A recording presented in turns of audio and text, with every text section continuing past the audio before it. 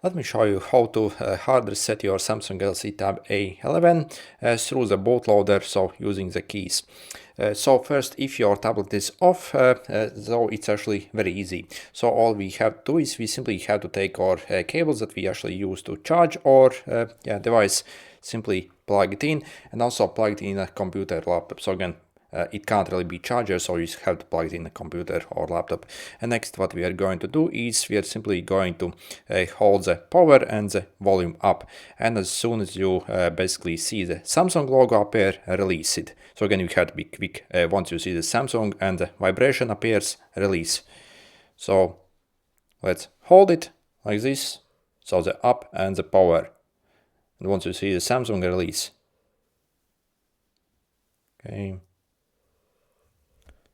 Okay, again, you have to be actually very quick between the Samsung logo and the Samsung Galaxy logo in that time frame release. Otherwise, yeah, it simply will continue booting up. So you see, you have like different options here. So, okay, can go to the vibrate factor set using the volume buttons here and confirm with the power button, and again cycle the factory date reset and again confirm with the power button. So what if basically your tablet is actually on? So the thing is, so if you have actually tried to like shut down this tablet, you have realized that it's actually not possible. So I'll show you how to do that.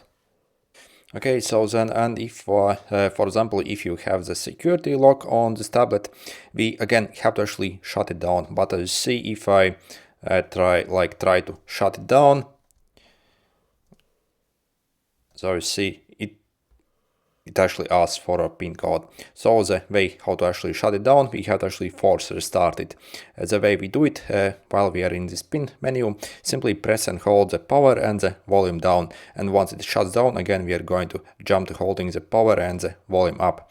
So again, open like this. Oh, also, of course, yeah, make sure to plug it in. Otherwise, again, it won't work without it being plugged in.